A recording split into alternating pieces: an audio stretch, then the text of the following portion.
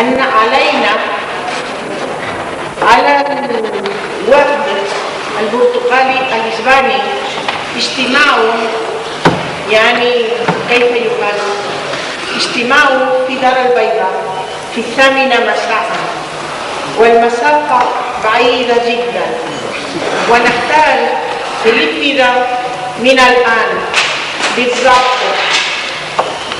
طبعا معذرة، أستأذن دائما لأن أقع في الأغلاط الأدبية والكتابية والشفهية دائما.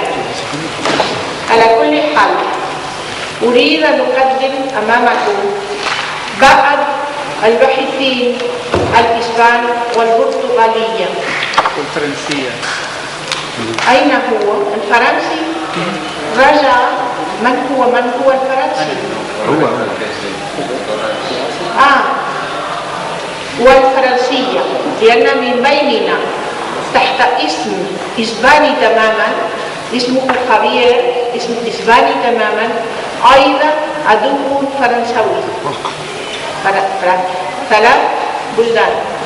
إذا أعطي الكلمة أولا للسيدة كونسيبسيون كاستيلو،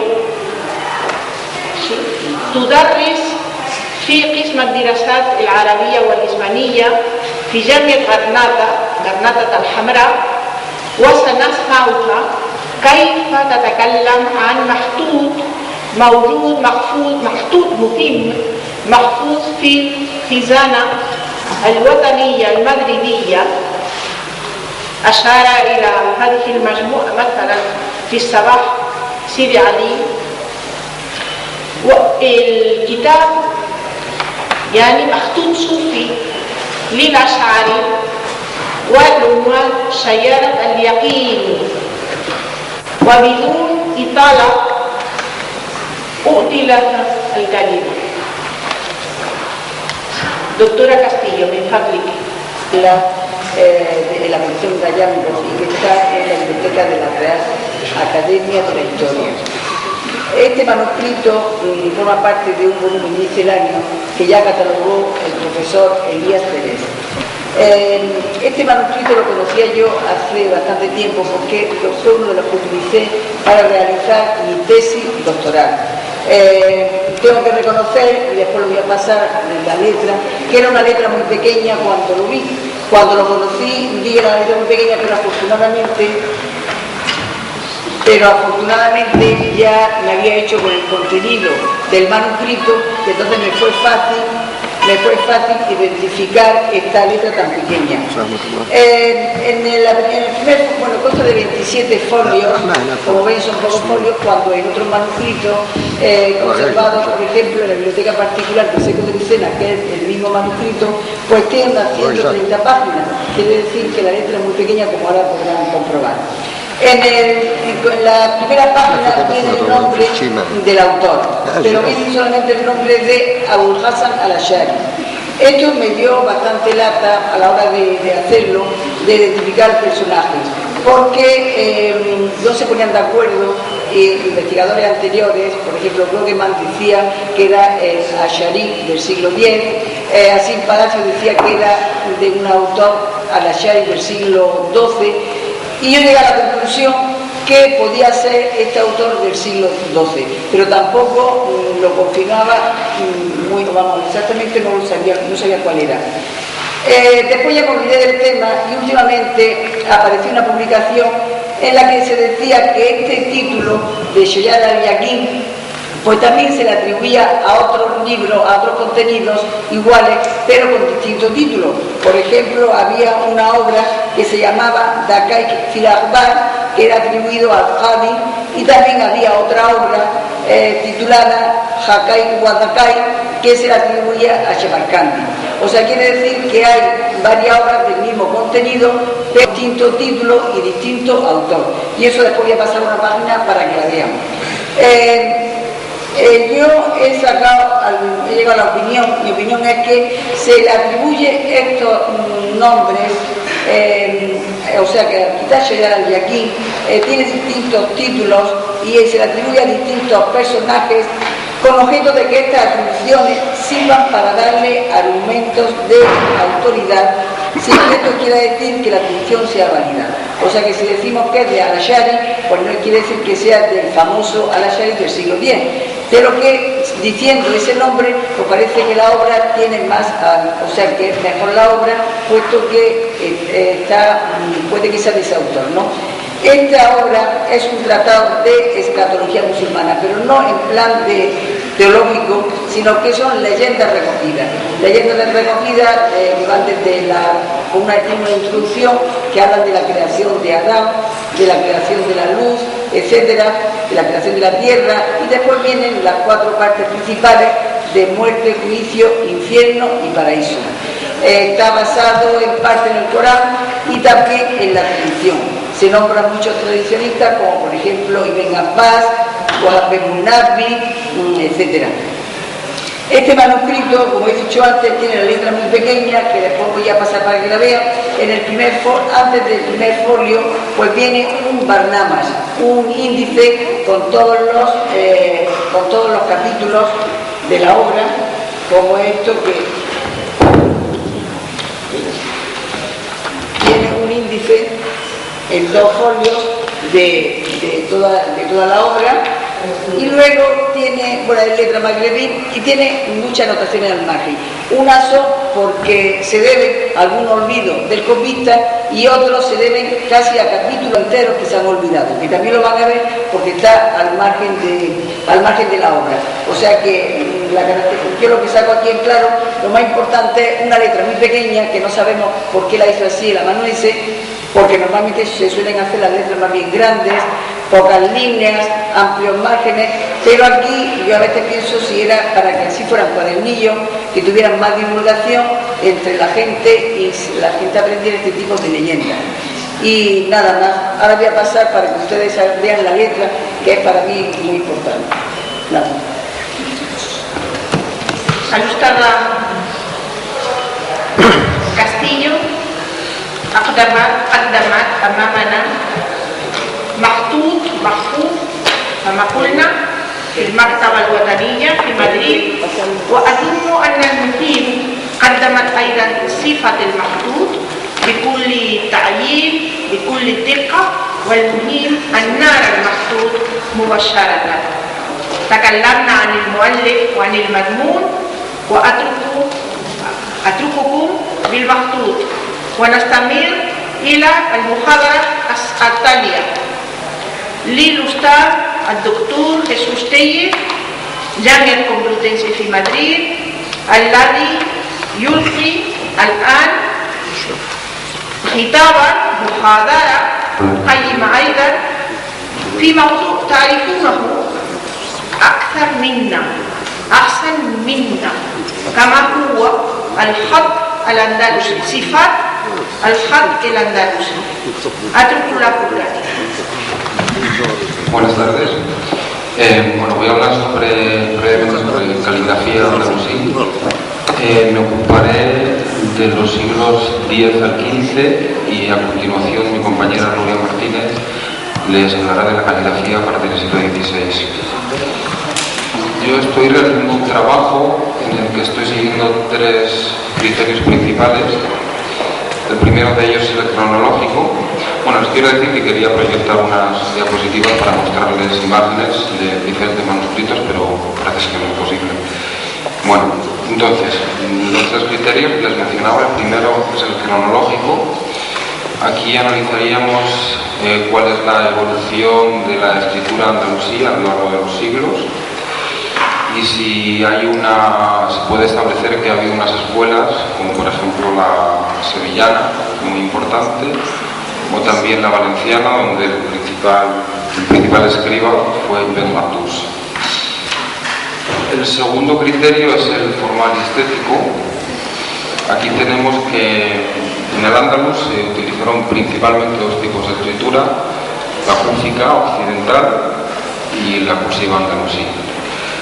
La cúfica occidental podemos decir que tiene más importancia a nivel estético o artístico, sobre todo porque a partir de un momento dado solamente se utiliza para escribir los nombres de las suras, los ejemplares del Corán, mientras que la principal escritura podemos decir que es la cursiva andalusí, en la cual la mayoría de los estudiosos hacen derivar directamente de la cúfica, no de la nasjí, que era el estilo que más se practicó en Oriente.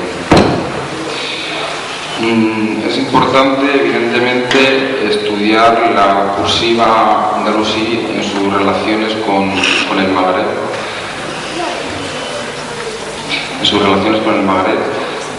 Porque en muchos casos pues, se llegan a confundir o no están muy claros los criterios para diferenciar la una de la otra. Se entiende en un principio que la letra magrebí es más grande, más suelta, tiene menor número de líneas por página, y la andalusí es una letra más pequeñita, más fina, y por tanto tiene más líneas por folio. El último criterio que estoy aplicando en mi trabajo es el de uso, y lo que quiero hacer aquí es establecer, si es posible,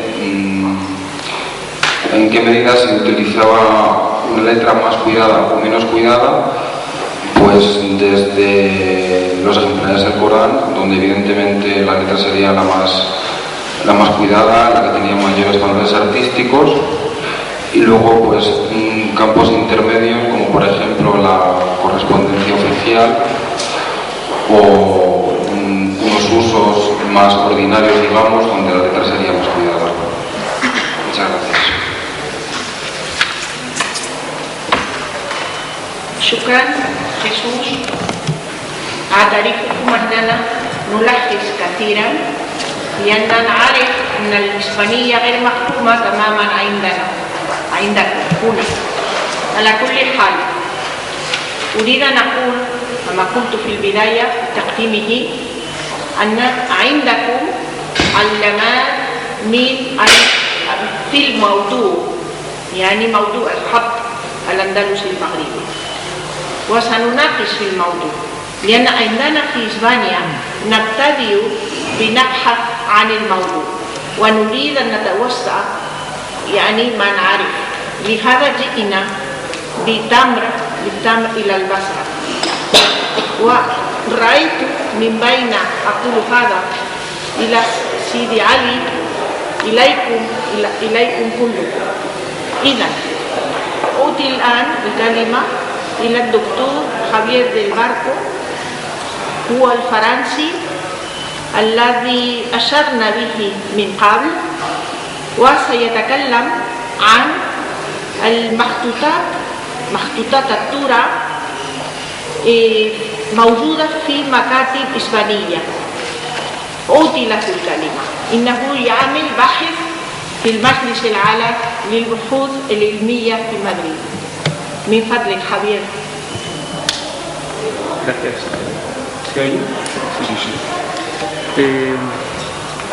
Bonjour à tous. La production de livres sacrés, Coran, Bible, au Moyen-Âge est une des entreprises les plus importantes dans le domaine de la fabrication du livre médiéval. Comme c'est le cas dans le domaine du livre arabe, et elle est aussi importante dans le domaine du livre hébreu, étant donné le rôle principal de la Bible hébraïque et de son étude dans le judaïsme médiéval. Cette importance est particulièrement remarquable dans le cas des Bibles originaires de la péninsule ibérique du XIIIe au XVe siècle, et cela pour deux raisons. D'une part, la Bible est le principal objet d'étude dans le judaïsme ibérique. Si dans l'Europe centrale, les Juifs basent leur connaissance de la loi et de leurs coutumes dans l'étude du Talmud et du corpus légal juif, les Juifs de la péninsule ibérique posent la Bible dans le centre du renouvellement culturel qui, d'une manière parallèle à celui des Arabes de l'Andalous, débute à partir du XIe siècle. C'est ainsi que la Bible devient le modèle de la langue poétique médiévale et la source pour les débuts de l'étude grammaticale et philologique de l'hébreu dans l'Espagne musulmane. D'une autre part, le contact avec la culture arabe dans la péninsule ibérique rend différent le développement des techniques de fabrication, copie et illustration du livre hébreu médiéval en général et du livre hébraïque en particulier. Il est bien connu que chez les musulmans et chez les juifs, il est interdit de représenter aucune figure humaine. Telle interdiction est beaucoup plus ferme lorsqu'il s'agit de copier le texte sacré. C'est ainsi qu'un Coran et les Bibles hébraïques sont dépourvus de figures anthropomorphes.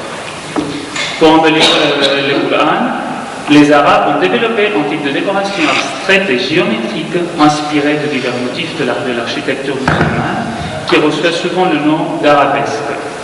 L'écriture arabe a été aussi développée d'une telle manière qu'elle-même sert comme motif ornemental dans l'architecture musulmane et dans les manuscrits médiévaux. Les Bibles hébraïques terre orientale sont aussi complètement dépourvues de décoration, qu'elle ne soit la propre écriture ou l'ornementation en micrographie. Dans la péninsule ibérique et en ère ashkénaze, c'est-à-dire dans le centre d'Europe, les Bibles suivent aussi ces tendances, mais pas toujours. En fait, certaines Bibles hébraïques montrent quelques images anthropomorphes, bien que rarement et d'une manière modeste. Des images du prophète Yona, avalé par le poisson, apparaissent dans quelques Bibles très fameuses, comme celle de Kennicott à Oxford, par exemple. Plus habituelle est la représentation de modestes figures humaines dans les figures décorées des Bibles luxueuses, comme dans celle du maître Ibn Dawn. Quelques Bibles ashkénazes offrent aussi des figures humaines tracées en iconographie. Mais cette modeste figuration devient pâle devant les programmes iconographiques très élaborés des Agadotes de Pessah, c'est-à-dire des livres pour la Pâque. Les enluminures dans les Agadotes montrent un développement de l'art de l'enluminure comparable à celui des manuscrits latins de la même époque. Et en fait, il arrive souvent que les artistes travaillent dans les manuscrits latins et les manuscrits hébreux soient les mêmes. L'absence de programme iconographique dans les Bibles hébraïques est donc faite délibérément. Les historiens de l'art ont expliqué cette absence dans les Bibles avec plusieurs argumentations, mais celle qui peut l'expliquer est basée sur deux prémices. La suite de la tradition des plus anciennes Bibles, qui provient d'Orient, et surtout la délimitation du terrain du sacré. Certes, les Bibles sont des manuscrits sacrés qui suivent de très précises règles pour leur élaboration, le manque de programme iconographique étant une de ces règles. Mais les Bibles sont aussi objets à utiliser dans un espace communal et sacré, contrairement à ce qui arrive avec les agadotes, objets produits pour l'espace privé. Cette différence semble être très importante dans la diverse manière de traiter le manuscrit comme support d'une telle décoration ou d'une telle autre. Dépourvues de programme iconographique narratif, les Bibles trouvent une voie particulière d'ornementation dans les micrographies. Alors, la micrographie est l'utilisation de petites lettres pour former des ornements qui peuvent être abstraits, en forme d'entrelacs, de type végétal ou bien représentant des objets précis, des figures zoomorphes ou anthropomorphes, et même les mots dans le texte. Quand une figure en micrographie fait allusion au texte auprès duquel elle est placée, on parle alors de calligramme. Dans les Bibles hébraïques, le texte en petites lettres de la Massor, qui se trouve dans toutes les pages des Bibles, offre le matériel le plus adéquat et en abondance pour que le massorette puisse modeler, comme s'il s'agissait de bonnes, les figures à représenter. La micrographie est, en conséquence, le moyen d'expression artistique préféré dans les Bibles hébraïques du Moyen-Âge. Dans les Bibles ibériques, il est courant aussi de copier des listes avec d'autres informations massorétiques au début et à la fin du manuscrit. Ces listes peuvent être très longues puisqu'elles incluent toutes les occurrences de certains mots ou de paires de mots avec un tel accent ou avec une telle voyelle. Elles sont normalement copiées en colonne et parfois décorées d'arcatures en plusieurs couleurs. L'élément décoratif le plus simple qui est utilisé avec le texte de la Massor sont les débordements. Le débordement du texte dans les marges du manuscrit. Strictement, le scribe n'a aucune intention décorative car il est obligé de déborder l'espace assigné pour les grandes Massor quand elle est longue. Ces débordements du texte massorétique sont copiés dans les entrecolonnes verticales, mais à certaines reprises, le scribe donne à ces lignes verticales une certaine forme géométrique et alors décorative. Mais ce qui arrive le plus souvent est que la grande Massor elle-même soit copiée en forme décorative. Ces formes peuvent être simples, géométriques, à des cercles et longues lignes, ou plus compliquées, adoptant des formes florales, zoomorphes ou d'entrelacs. Parfois, le masseur est copié en forme de calligramme, c'est-à-dire adoptant des formes allusives au texte d'un certain manuscrit de la Bibliothèque nationale de France, par exemple. Cela arrive dans le livre de l'Exode, où quelques objets mentionnés dans le texte sont représentés dans les marges en forme de calligramme. Certaines Bibles d'origine catalane et aragonaise présentent une décoration en micrographie très caractéristique dans les marges intérieures et extérieures, ce qu'on appelle candélabres, mais qui très souvent sont des figures florales avec une décoration photographique.